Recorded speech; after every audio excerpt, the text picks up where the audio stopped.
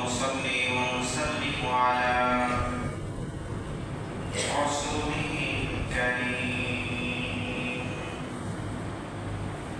أما بعد فقد قال الله تعالى في كلامه المجيد وفي فرقانه الحميد সকলে আমার সাথে সাথে করুন আউযু বিল্লাহি মিনাশ শাইতানির রাজীম বিসমিল্লাহির রাহমানির রাহিম ওয়ালা তাকুনু লিমান ইউকতালু ফি সাবিলিল্লাহি আমওয়াত বাল আহইয়াউ ওয়ালাকিন লা তাশউরুন সাদাকাল্লাহু মাওলানা আযীম ওয়া বাল্লাগনা রাসূলুনাল কারীম أما بعد فقد قال الله تعالى في شأن حبيبه إن الله وملائكته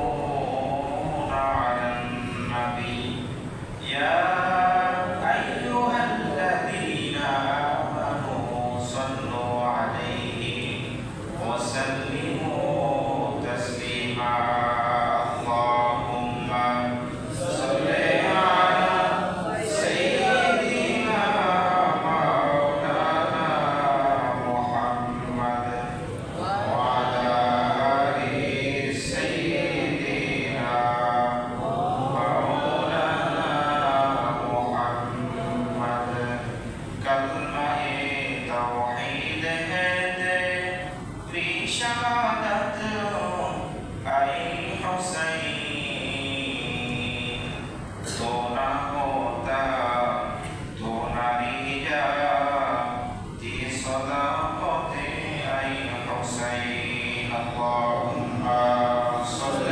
على مولانا محمد وعلى آل سيدنا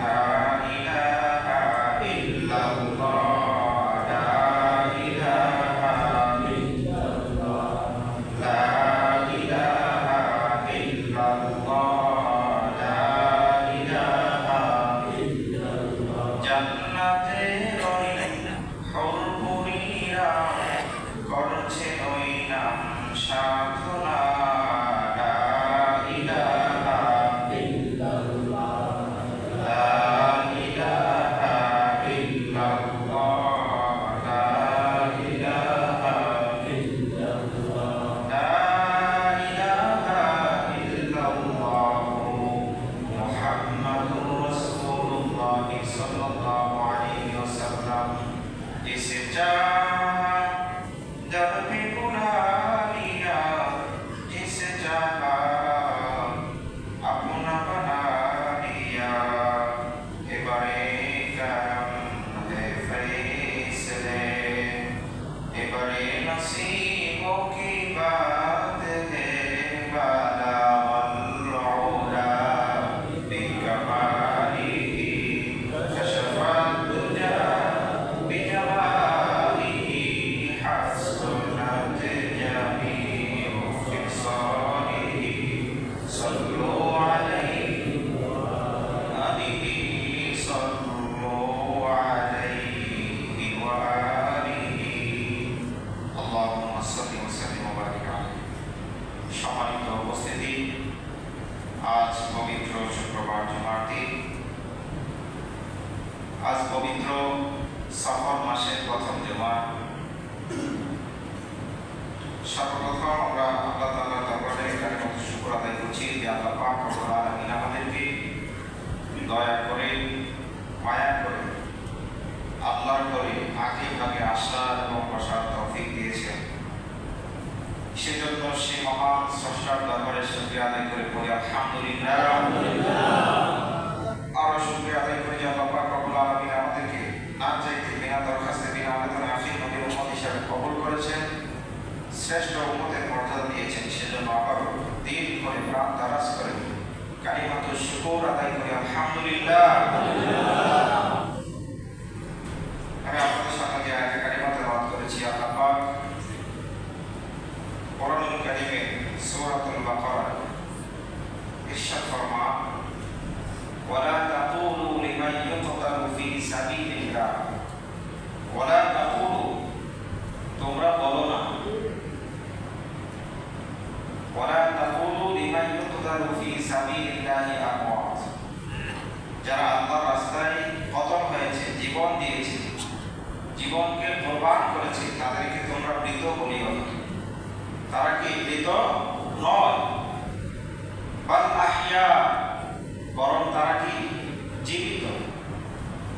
ওয়ালাকিন লা তাশউরুন, কিন্তু তোমরা তা উপলব্ধি করতে পারো।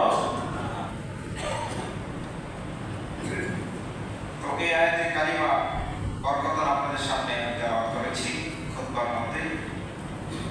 মূলত আমরা ধারাবাহিকভাবে যে আলোচনা করতেছিলাম, কারবালার স্মৃতিচারণ করতেছিলাম। আল বিদায়া ওয়ান নিহায়ার মধ্যে এটি স্পষ্ট লেখা আছে, তাফসীরে রুহুল মাআনি, তাফসীরে রুহুল বায়ান, তাফসীরে ইবনে কাসির সহ অসংখ্য তাফসীরের মধ্যে এগুলি আসছে। আপনাদেরকে আমি গত জুমায় বলেছিলাম যে ইমাম মুসলিম ইবনে আকিল রাদিয়াল্লাহু তাআলা আনহুর শাহাদাত পর্যন্ত এই ঘটনাগুলি বলা নিছক কোনো কাহিনী বর্ণনা নয়। এখান থেকে আমাদের অনেক শিক্ষার উপকরণ রয়েছে। কথা বলেন ঠিক না ঠিক? এই জন্য এগুলি বলা, কারণ আমি সহসাই ধারাবাহিক কোনো কাহিনী বর্ণনা করি না এই পর্যন্ত। এটা বলার মাধ্যমে ইতিহাস আপনাদেরকে জানাচ্ছি, আমি সেখান থেকে শিক্ষার উপকরণ গ্রহণ করার পরামর্শ দিচ্ছি এবং ওনাদের স্মরণ করে আমরা জানাতে চাই যে আমরা জান্নাতের যুবকদের সরদার ইমাম হুসাইনের পক্ষে আছি। কথা বলেন ঠিক না বেশি? ইমাম হুসাইন রাদিয়াল্লাহু তাআলা জান্নাতের যুবকদের সরদার। সেই ইমাম হুসাইন রাদিয়াল্লাহু তাআলা এই কারবালা থেকে অনেক শিক্ষা রয়েছে। এর মধ্যে একটি শিক্ষা আপনাদেরকে আগে আমি বলেছি, খেলাফত প্রতিষ্ঠায় জীবনকে উৎসর্গ করার শিক্ষা এই কারবালার মধ্যে রয়েছে। ইমাম হুসাইন ইসলামের সঠিক রূপরেখা খেলাফতকে ধারাবাহিক রাখার জন্য তিনি কারবালার ময়দানে গিয়ে জীবন দিয়েছেন, সব পরিবারে শহীদ হয়েছেন, কিন্তু মিথ্যার সাথে কোনোদিন আপোষ করে। আমাদেরকে সত্যের পথে থাকতে হবে, যদি আমাদের জীবন চলে যাওয়ার সংখ্যা থাকে। এই কথা বলেন ঠিক না? জীবনের পরোয়া করা যাবে না। আর যদি এই পথে থেকে জীবনকে আপনি উৎসর্গ করে আল্লাহর রাস্তায় আপনার জীবনকে আত্মনিয়োগ করে, আল্লাহ পাক বলতেছেন তারা মৃত নয়, বরং তারা জীবিত। সুবহানাল্লাহ বলবেন না? তো আসুন আমি সেখানে চলে যাচ্ছি যেখান থেকে আলোচনা করব। জুমা শেষ করেছিলাম ইমাম মুসলিম ইবনে আকিল রাদিয়াল্লাহু তাআলা আনহুকে শহীদ করে দেওয়ার পরে ওনার যে দুই সন্তান ইমাম মুহাম্মদ এবং ইব্রাহিম রাদিয়াল্লাহু তাআলা আনহুমা, দুই সন্তান এতটাই ছোট ছিল, মাসুম বাচ্চা ছিল। একজনের বয়স হচ্ছে 6 বছর, আরেকজনের 8 বছর, এরকম বয়স।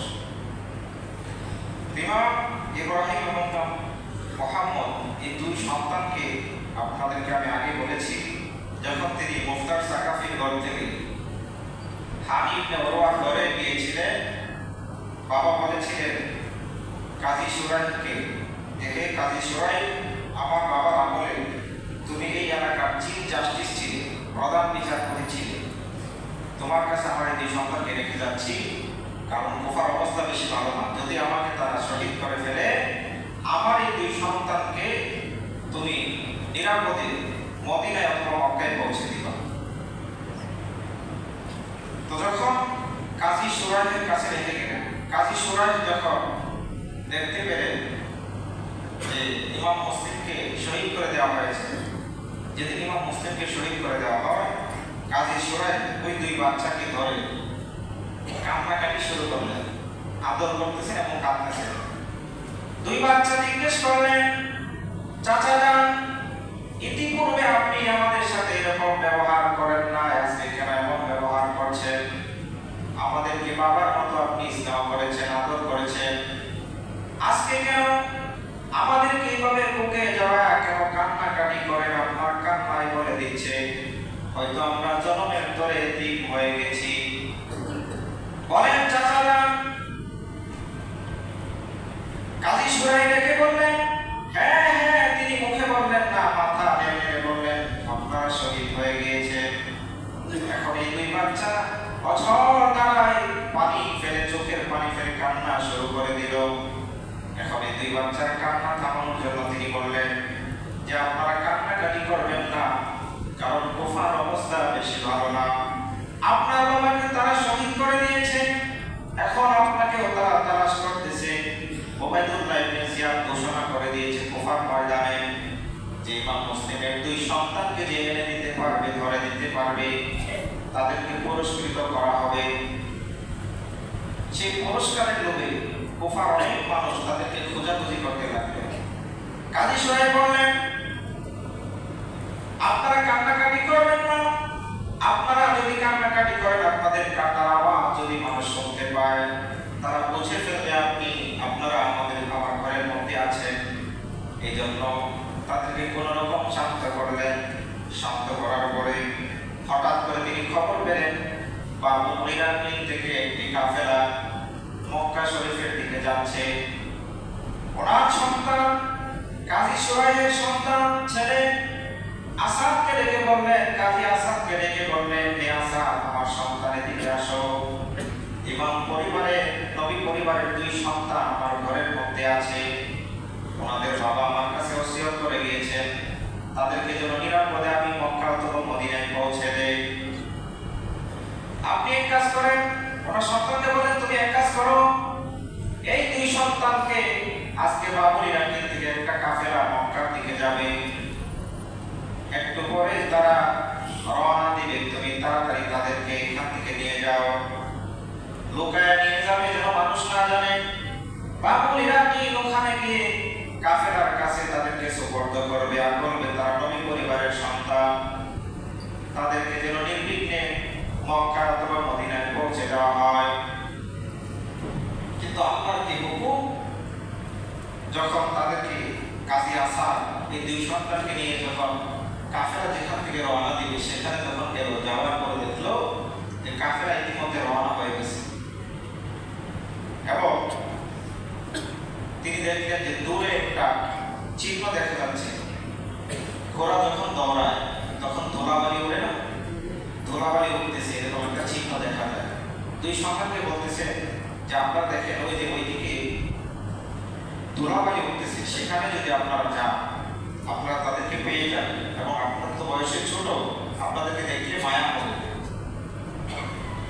আপনাদেরকে নিয়ে যাবে। আপনারা দৌড়ানো শুরু করে দৌড়ে ওই কাফেলাকে ধরে ফেলেন। তো সেখানে তাদের দুই ভাইকে দিয়ে কাজী আসাদ যখন চলে আসলো, আসার পরে এবার বাবা জিজ্ঞেস করতেছিলেন, কাজী আসাদ, হে আমার ছেলে, তুমি কি ওই দুই সন্তানকে তাদের কাছে রেখে আসছো, কাফেলার কাছে কি সুপর্দ করেছো? সে বলতেছে, বাবা আমি যখন ওখানে গেছি যাওয়ার পরে দেখলাম যে তারা অলরেডি রওনা হয়ে গেছে, এজন্য তাদেরকে আমি বলেছি ওই যে দেখো দূরে তাদের চিহ্ন দেখা যাচ্ছে কাফেলা, তোমরা ওইখানে দৌড়াই গিয়ে ওদেরকে ধরে ফেলো। তো দুই বাচ্চা ইতিপূর্বে এইভাবে দৌড়াদৌড়ি করেন না, বাবার কোলে তারা মানুষ হয়েছে। এবং আপনারা জানেন, আপনাদেরকে আমি শুরুতে বলেছি, এই দুই সন্তান যখন বাবার সাথে আসে, আসার একটি কারণ ছিল, কারণ তারা বাবাকে ছাড়া রাখলে ঘুমাইত না, বাবাকে কোলে নিয়ে তারা ঘুমাত। এজন্য এই দুই বাচ্চা বাবার সাথে চলে এসেছিল। তারা এখনো ওইভাবে দৌড়াদৌড়ি করে না। দুই বাচ্চা প্রাণপণ জীবনটা হাতে নিয়ে তারা দৌড়ানো শুরু করলো। হাঁটতে হাঁটতে কতক্ষণ পড়ে যায়, কতক্ষণ হাঁটে, এইভাবে হাঁটতে হাঁটতে আলমিদের অধিকার মধ্যে আসছে। দুই বাচ্চা একদম ক্লান্ত হয়ে গেল, সারা রাত তারা দৌড়ানো। সকালবেলা দেখলো যে একটা লোক তাদের সাথে জিজ্ঞেস করতেছে, চাচা মদিনা কোন দিকে? ওই লোকটা বললো যে তোমরা এখানে কারা? মদিনা আবার কোন দিকে? মদিনা তো বহুদূর, এটা তো কুফা। তখন দুই বাচ্চা তাদেরকে যখন এই কথা বললো, ওই লোককে যখন এই কথা বললো, ওই লোকটা ডাক দিয়ে বলতেছে যে তোমরা কারা? এই লোকটা যখন এই কথা জিজ্ঞেস করলো, দুই বাচ্চা বলতেছে আমরা মুসলিম ইবনে আকিল রাদিয়াল্লাহু তাআলা আনহু দুই সন্তান। তো যারা মুসলিম ইবনে আকিলের দুই সন্তানকে খোঁজাখুঁজি করতেছে তাদের মধ্যে সেও একজন। সে দুই বাচ্চাকে ধরে নিয়ে গেল, নিয়ে যাওয়ার পরে কুফার যে গভর্নর উবাইদুল্লাহ ইবনে জিয়াদের কাছে সুপর্দ করল এবং সে পুরস্কার নিয়ে নিল। তো উবাইদুল্লাহ ইবনে জিয়াদ জেলখানায় তাদেরকে প্রেরণ করলো। দেখে এত ছোট বাচ্চাকে জেলখানায় রাখার কোনো নিয়ম নাই, বর্তমান আইন আদালতেও এরকম নাই। এত ছোট বাচ্চা তো পাপ কাজ করতে পারে, তারা তো যুদ্ধ করে, কি বলে যুদ্ধ করেছে করে। তো এই দুই বাচ্চাকে যখন জেলখানায় নিক্ষেপ করলো, জেলখানায় যখন আটক করলো, জেলখানার যে জেলা কারা সুপার যিনি ছিলেন তার নাম ছিল হযরত মাশকুর। তিনি আবার একজন সত্যিকারের মুসলমান ছিলেন এবং আহলে বাইতের প্রতি তার অগাধ ভালোবাসা শ্রদ্ধা ছিল। সেটা বলুন সুবহানাল্লাহ। তো মাশকুর ডাক দিয়ে বলতেছেন, হে ইমাম পরিবারের দুই সন্তান, আপনার নবী পরিবারের সন্তান, আপনাদের কোনো সমস্যা হবে না, এটা আপনাদের জন্য জেলখানা নয়, এটা আপনাদের বাড়ির মতো। সুবহানাল্লাহ বলবেন। তো এই দুই সন্তানকে অনেক আদর যত্ন করলেন, তাদের কাপড় চোপড় পাল্টিয়ে দিলেন, পাল্টিয়ে দেওয়ার পরে অনেক আদর যত্ন করলেন এবং রাত্রিবেলাতে তিনি এই দুই সন্তানকে দুই পাশে কোলে করে নিয়ে জেলখানা থেকে বের হচ্ছেন। উনি হচ্ছেন কারা সুপার, সবার সর্দার। ওনাকে তো কেউ জিজ্ঞেস করবেন, এই দুই সন্তানকে নিয়ে বের হলেন। বের হওয়ার পরে তিনার হাতে একটা আংটি ছিল, সেই আংটি আংটির যে আংটি ছিল সেগুলি আংটিও ছিল, সিলও ছিল। এরকম কালিতে ডুবায়, জাফরান ডুবায় পাতার মধ্যে ডুবে মারতেন, একটা সিল হয়ে যেত। সেই সিলটা তথা আংটিটা তাদের কাছে দিয়ে বললো, কাদেসিয়া হচ্ছে একটা জংশন। আপনাদেরকে আগে বলেছি কাদেসিয়া একটা জংশনের মতো, এখান থেকে বিভিন্ন দিকে যাওয়া যায়। কাদেসিয়া থেকে মক্কা, কাদেসিয়া থেকে মদিনা, কাদেসিয়া থেকে কুফা, সিরিয়া, শাম, বিভিন্ন জায়গায় এই কাদেসিয়া থেকে যাওয়া যায়। এটা একটা জংশনের মতো। তিনি ডাক দিয়ে বললেন, হযরত মাশকুর ডাক দিয়ে বললেন ওই দুই সন্তানকে, ইমাম মুহাম্মদ এবং ইমাম ইব্রাহিম, এই দুজনকে ডাক দিয়ে বললেন যে আমার ভাই কাদেসিয়া এলাকার ফতোয়া, তাকে আমার এই আংটিটা দেখাইলে তারা বুঝতে পারবে যে আমি আপনাদেরকে প্রেরণ করেছি, আপনাদেরকে আমি পাঠিয়েছি। আপনারা ওখানে আমার আংটি প্রদর্শন করবেন এবং বলবেন যে আমি আপনাদেরকে মদিনায় অথবা মক্কায় পাঠানোর জন্য রিকোয়েস্ট করেছি। তো তারা দুই ভাই রাত্রিবেলা চলতে শুরু করলো এবং তাদেরকে বলে দিল যে এই রাস্তার সোজা কাদেসিয়া, সেটা ডানে বামে না, এই রাস্তা থেকে অন্য কোনো রাস্তা নেই, এতে সোজা গিয়ে যেখানে জংশন পাবেন ওইটাই হচ্ছে কাদেসিয়া। ওখানে গিয়ে কাদেসিয়ার ফতোয়া আমাকে জিজ্ঞেস করবে, মানুষদেরকে জিজ্ঞেস করলে বলে দিবে যে কাদেসিয়ার ফতোয়া অমুক ব্যক্তি। তখন তার কাছে আমার এই আংটি দেখাবেন এবং বলবেন আপনাদেরকে যেন মদিনায় নিরাপদে পৌঁছে দেবে। তো এখন তারা তো সেখানে যেতে পারবে না, কারণ তাদেরকে শাহাদাত হাত ছানি দিয়ে ডাকছে। এই জন্য তারা সারা রাত দৌড়াতে শুরু করলো। দৌড়াতে দৌড়াতে সকালবেলা দেখলো যে তারা যেখান থেকে রওনা দিচ্ছিল সেখানে না। এখন আগের বার তো ধরা পড়েছে, সেই ভয়ে তারা এখন আর কারো কাছে পরিচয় না দিয়ে দেখলো যে একটা পুকুর দেখা যায়, সেই পুকুর পাড়ে একটা বড় গাছ আছে, সেই গাছের নিচে একটা গর্ত আছে, গর্তের ভিতরে তারা লুকিয়ে থাকলো দুই ভাই।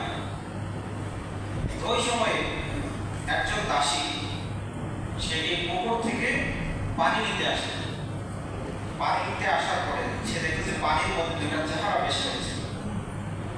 পুকুর পাড়ে তারা দুইজন লুকিয়ে আছে, তাদের চেহারা পানির মধ্যে পড়ে।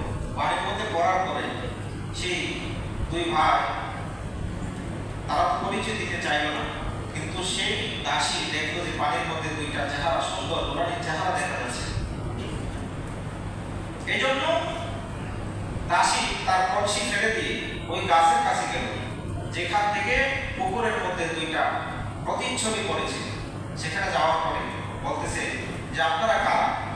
ইতিপূর্বে তারা ধরা পড়ার ভয়ে এখন আর পরিচয় দিচ্ছে না, চুপচাপ দুই ভাই। তখন ওই দাসী বলতেছে আপনাদের চেহারা এত নুরানি, এত সুন্দর, মনে হচ্ছে আপনার নবী পরিবারের কোনো সন্তান হবে।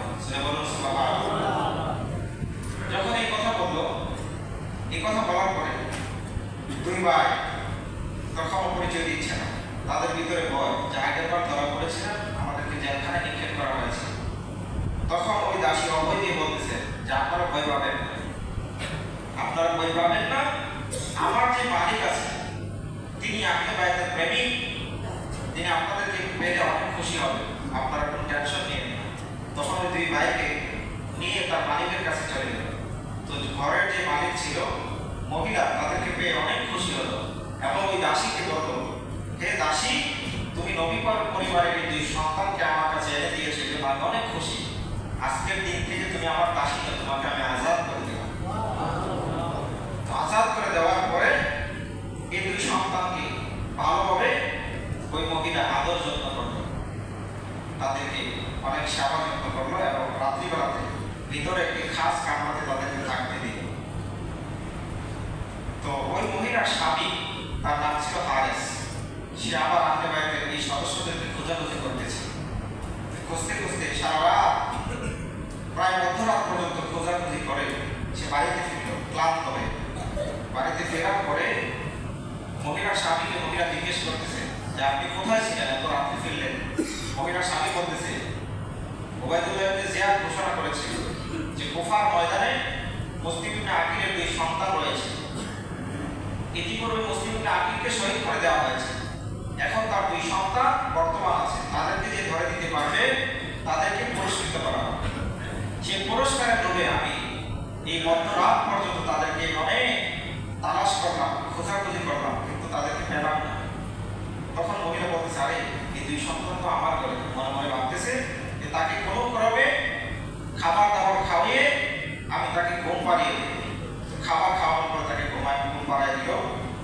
তো রাত্রিবেলাতে হঠাৎ করে দুই ভাই স্বপ্নে দেখতেছে, অনেক সময় স্বপ্নের ভিতরে আমরা কান্না করে উঠি, কি বলেন ঠিক না? দুই সন্তান স্বপ্ন দেখতেছে যে তাদের আব্বাজান জান্নাতে বিচরণ করতেছে এবং সেখানে তার আব্বাজানের সাথে এবং মুসলিমের সাথে নবী, আমাদের নবী মুহাম্মদুর রাসূলুল্লাহ সাল্লাল্লাহু আলাইহি ওয়াসাল্লাম ওনাকে দেখা যাচ্ছে পায়চারি করছে জান্নাতের ভিতরে। তো এই দৃশ্য দেখে নবীজি মুসলিম ইবনে আকিলকে জিজ্ঞেস করতেছেন, আর বিদায় প্রথম পর্যায়ে সেটা সৃষ্টির মতো উল্লেখ আছে যে তাদেরকে জিজ্ঞেস করা হচ্ছে, ইমাম মুসলিমকে জিজ্ঞেস করা হচ্ছে যে হে মুসলিম, নবীজি জিজ্ঞেস করতেছেন তুমি শহীদ হয়ে চলে এসেছো আল্লাহর জান্নাতে, তোমার দুই সন্তানকে কোথায় রেখে আসি? ইমাম মুসলিম বলতেছেন তারাও অচিরে আমাদের সাথে যোগ দেবে। বলুন সুবহানাল্লাহ। এই কথা শুনে দুই সন্তান একই রকম স্বপ্ন দেখলো, দেখার পরে হাও হাও করে কেঁদে উঠলো। দুই বাচ্চা একজন আরেকজনকে জড়িয়ে ধরে সেই কান্নাকাটি শুরু করে দিল। ওই সময়ে পাশের ঘর থেকে হারিস ডাক দিয়ে বলতেছে দিদি, পাশের ঘর থেকে কান্নার আওয়াজ বেশি আসতেছে, এরা কারা?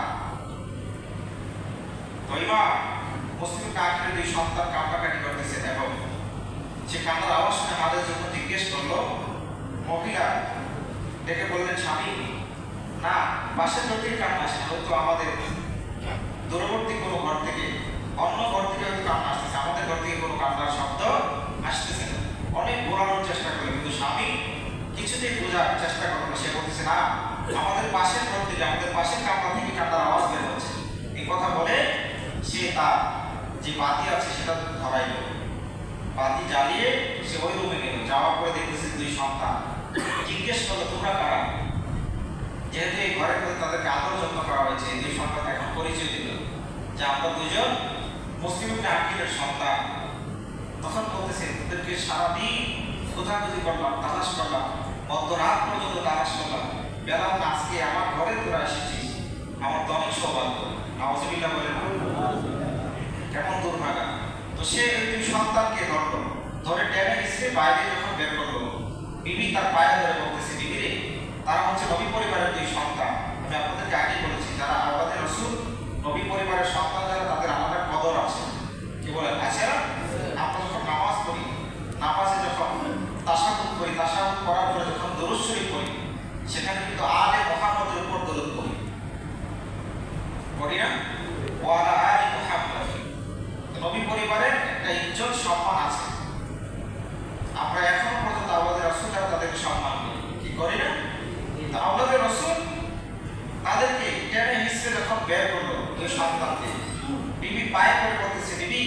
তোমার দুনিয়া আখিরাত বরবাদ করবে। এরা দুইজন হচ্ছে আওলাদে রাসূল, নবী পরিবারের সন্তান। তাদের সাথে এরকম অত্যাচার করবা, জুলুম করবা, তাহলে তোমার দুনিয়াও বরবাদ হবে, আখিরাতও বরবাদ হবে। কে শুনে কার কথা? শেষ পর্যন্ত বিবি কোনো ক্রমে পা ছাড়ে না। হারেস হুমকি দিল যে আমার পা না ছাড়ে তোমাকে আমি কতল করে ফেলবো, হত্যা করে ফেলবো। কিন্তু বিবি কোনো মতেই তার পা ছাড়লো না, বলতেছে আমার জীবন যেতে পারে, আমি দুই সন্তানকে নিয়ে যেতে দেব না। তারা হচ্ছে নবী পরিবারের সন্তান, আমি তাদেরকে হেফাজতে রেখেছি এবং রাত পোহালে তাদেরকে আমি মদিনায় পৌঁছানোর জন্য অঙ্গীকার করেছি। কিন্তু ওই পাপিষ্ঠ হারেস তার বিবিকে কতল করে ফেলল। নাউজুবিল্লাহ পড়ে। এরপরে আমি আপনাদেরকে এটি বোঝাতে চাচ্ছি এই জন্য যে দেখেন, ওরা নবী পরিবারে একজন ব্যতীত সমস্ত আওলাদে রাসূলরা শহীদ হল। কেন? একমাত্র খেলাফতকে এই জমিনে বাস্তবায়ন করার জন্য। এই কথা বলেন ঠিক না ঠিক? এই জন্য খেলাফতের জন্য আমরণ সংগ্রাম করতে হবে, জিহাদ করতে হবে। জিহাদ হচ্ছে ইসলামের ফরজ। নবীজি বলেছেন জিহাদ কিয়ামত পর্যন্ত থাকবে। এই জন্য আমরা কারবালার ঘটনা অনেক শুনি, কিন্তু শুধু শুনে শুনে চোখের পানি ফেললে কাজ হবে না। সেখান থেকে শিক্ষা রয়েছে যে মিথ্যার পক্ষে কোনো সময় আপোষ করা যাবে না। ইসলামী যে খেলাফত সঠিক রূপরেখা, সেটার জন্য আমরণ সংগ্রাম করতে হবে এবং সেজন্য যদি জীবনও চলে যায়, জীবনের পরোয়া করা যাবে না। সেই দুই সন্তান মাসুম বাচ্চা, তাদেরকেও দেখেন কিভাবে শহীদ করে। হারেস তার বিবিকে কতল করে ফেলল, মারার পরে এখন তার যে দাসী, একটু আগে তাকে আজাদ করা হয়েছে, সে দাসী এসে বলতেছে তুমি তোমার বিবিকে শহীদ করতে পেরেছ, আমাকেও শহীদ করে দিবা, কিন্তু আমার জীবন থাকতে এই দুই সন্তানকে নিয়ে যেতে দেবো না। তো আমি সংক্ষেপে বলছি, সেখানেও তাকে নির্মমভাবে শহীদ করে দেওয়া হলো। সেই দাসীকে শহীদ করার পরে এই দুই সন্তানকে নিয়ে এখন ওবায়দুল্লাহ ইবনে জিয়াদের কাছে গভর্নর হাউসের দিকে সে রওনা দিচ্ছে। কিন্তু ওই সময় তার মাথার মধ্যে শয়তান আসর করলো। শয়তান এসে কুমন্ত্রণা দিতে শুরু করলো যে হে হারেস, তুমি যে দুই সন্তানকে নিয়ে যাচ্ছ, যদি পথের মধ্যে কেউ তোমার কাছ থেকে এগুলি ছিনিয়ে নেয়, তুমি তো তোমার পুরস্কার মিস করবে। তখন সে কি করলো, তাদের ওই দুই সন্তানকে কতল করে ফেললো। কতল করে দুইটা মাথা সে একটা বস্তার ভিতরে ভরে গভর্নর হাউসের দিকে রওনা দিল। সেখানে যাওয়ার পর বলতেছে, মহামান্য আমির, গভর্নর, আমি ইমাম মুসলিমের দুই সন্তানকে নিয়ে এসেছি, আমাকে পুরস্কার দেন। বলতে দুই সন্তান এই ছোট বস্তার ভিতরে কিভাবে আসলো? বলছে দুই সন্তান আনি নাই, দুইটা সন্তানের মাথা নিয়ে এসেছি। তখন সে বলতেছে আমি তো অলরেডি এসিদের কাছে চিঠি লিখে দিয়েছি যে দুই সন্তান, ইমাম মুসলিমের দুই সন্তান, ওই যে আগের বার যখন ধরা পড়েছিল তখনই সে চিঠি লিখে দিয়েছিল যে ইমাম মুসলিমের দুই সন্তান আমার কাছে জীবিত আছে, তাদেরকে আমি জেলখানায় রেখেছি। এখন আপনি হুকুম দেন, আপনার হুকুম অনুযায়ী পরবর্তী কার্যাদি আমি সম্পন্ন করব। আমি তো এসিদের কাছে লিখেছি তারা জীবিত আছে, তুই যে তাদেরকে হত্যা করে ফেললি, এটা তো ঠিক হয় না। তখন মাথা যখন ভিতর থেকে বের করলো, বলতেছে তুই এত বড় পাপিষ্ঠ, তোর দুই সন্তান মাসুম বাচ্চার প্রতি তোর মায়া হলো না? দেখেন ওবায়দুল্লাহ ইবনে জিয়াদ সে কিন্তু নিষ্ঠুর, নির্দয়, তারপরও তার ভিতরে মায়া এসে গেছে দুই সন্তানের জন্য, কিন্তু হারেসের মায়া আসে না। তখন ওই ওবায়দুল্লাহ ইবনে জিয়াদ সে রাগান্বিত হয়ে, ক্রোধান্বিত হয়ে বলল, মুকাতিলকে ডাক দিয়ে বলল, জল্লাদকে ডাক দিয়ে বলল, এই দুই সন্তানকে যেখানে সে হত্যা করেছে সেখানে তাকে নিয়ে যাও, সেখানে নিয়ে তাকেও ওইভাবে হত্যা করে দাও। দেখেন দুনিয়াও শেষ, আখিরাতও শেষ। পুরস্কারের লোভে এই দুই সন্তানকে সে হত্যা করল। কোরআন কারীমের মধ্যে আসছে যে যে ব্যক্তি ইচ্ছাকৃতভাবে কোনো মানুষকে হত্যা করে সে যেন গোটা জাতিকে মেরে ফেলে। নাউজুবিল্লাহ পড়বেন না? আর যে ব্যক্তি জীবন বাঁচানোর জন্য জীবন বাঁচানো, একজন মানুষকে জীবন দেবে, জীবন মরণ তো আল্লাহর কাছে, জীবন এবং মরণের মালিককে আল্লাহ। মানুষের ওসিলা হয় অনেক সময়, যেমন হাসপাতালে রক্ত দেওয়া হয়, রক্ত দেয় না, এই আয়াতটি তাদের জন্য প্রযোজ্য হবে। যে ব্যক্তি একজনকে বাঁচালো সেজন্য গোটা জাতিকে জীবন দেবে। এজন্য রক্ত দেওয়া অনেক সওয়াবের কাজ। যারা পারেন রক্ত দেবেন, প্রতি 4 মাস অন্তর অন্তর রক্ত দেওয়া যায়। আপনাকে 4 মাস অন্তর অন্তর আপনার এই রক্তগুলি, দেহের রক্তগুলি কিন্তু নষ্ট হয়ে যায়, আবার পুনরায় নতুন রক্ত সঞ্চারিত হয়। সেজন্য 4 মাস অন্তর অন্তর রক্ত দেওয়ার চেষ্টা করবেন। যাই হোক, যে কথা বলতেছিলাম, মানুষ হত্যা করা অনেক বড় পাপ। গুনাহে কবিরা এবং শুধু গুনাহে কাবিরা না, এই গুনাহে কাবিরার মধ্যে সাতটি হচ্ছে আরো বড় গুনাহ। কবিরা গুনাহ তো অনেক, এর মধ্যে সাতটি হচ্ছে আকবারুল কাবাইর। কবিরা গুনাহের মধ্যে সর্বশ্রেষ্ঠ এই সাতটা হচ্ছে সবচেয়ে বড় গুনাহ। এর মধ্যে একটি হচ্ছে মানুষ অন্যায়ভাবে হত্যা করে ফেলা। নাউজুবিল্লাহ বলবেন না? ক্ষমতার লোভে খেলাফতকে ভুলণ্ঠিত করে তারা এইভাবে অত্যাচার করেছে। শুধু তাই নয়, এরপর আরো অনেক কথা রয়েছে, সেগুলো আপনাদেরকে বলবো যে ইসলামিক খেলাফতকে কিভাবে ভুলণ্ঠিত করা হয়েছিল ইয়াজিদের মাধ্যমে, সেগুলো আপনাদেরকে বলবো। আপনাদেরকে মোটা দাগে একটি কথাই বলবো, এখান থেকে অনেক শিক্ষা রয়েছে যে কোনো সময় জুলুম করা যাবে না, জালিম হওয়া যাবে না। আমি আপনাদেরকে আগে অনেক খুতবাতে বলেছি, জালিম যখন সে বিধর্মী হয় আর মজলুম যখন জালিম যখন সে মুসলমান হয়, মজলুম যখন বিধর্মী হয়, তখন আল্লাহ তাআলার সাপোর্ট ওই বিধর্মীর পক্ষে থাকে। সুবহানাল্লাহ বলবেন না? আল্লাহর কাছে একমাত্র মনোনীত ধর্ম হচ্ছে ইসলাম। কি বলেন? ঠিক না? ইন্না দীনা ইনদাল্লাহিল ইসলাম। এবং আয়াতে আসছে আল্লাহর কাছে ইসলাম ছাড়া অন্য কোনো ধর্ম গ্রহণ করা হবে না, অ্যাকসেপ্টেড হবে না। সেই ইসলাম ধর্মের আপনি যদি অনুসারী হন, কিন্তু আপনি যদি জালেম হন, আল্লাহর সাপোর্ট আপনার পক্ষে থাকবে না। এজন্য জালেমকে সাপোর্ট করবেন না, স্বৈরাচারকে সাপোর্ট করবেন না। সত্যের পক্ষে ন্যায় এবং অটল থাকতে হবে, খেলাফত কায়েম করার জন্য সর্বোচ্চ চেষ্টা করতে হবে। এটাই কারবালার শিক্ষা। আল্লাহ তাআলা আমাদের সকলকে ইসলামী হুকুমত খেলাফত কায়েমের পক্ষে আমাদেরকে আজীবন লড়াই করার তৌফিক দান করুন। সকলে বলুন আমিন। আর এটা নিছক ঘটনা, এখান থেকে আমাদের অনেক শিক্ষা আছে, এখান থেকে যা যা শিক্ষা আছে আমাদের শিক্ষাগুলো গ্রহণ করার তৌফিক দান করুন। এখন আপনাদের সামনে আমাদের অত্র আসলে সংসদ সদস্য পদপ্রার্থী জনাব ডাক্তার এ.কে. ফজলুল হক সাহেব সালাম বিনিময় করবেন, আপনাদের সাথে দোয়া নেবেন।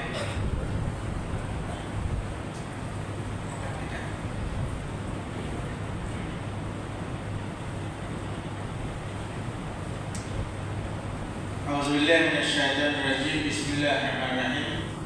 আলহামদুলিল্লাহি রাব্বিল আলামিন। আসসালাতু ওয়াসসালামু আলা রাসূলিল কারীম ওয়া আলা আলিহি ওয়া সাহবিহি আজমাইন। চট্টগ্রাম মেডিকেল কলেজের এই সেন্ট্রাল মস্কের আজকে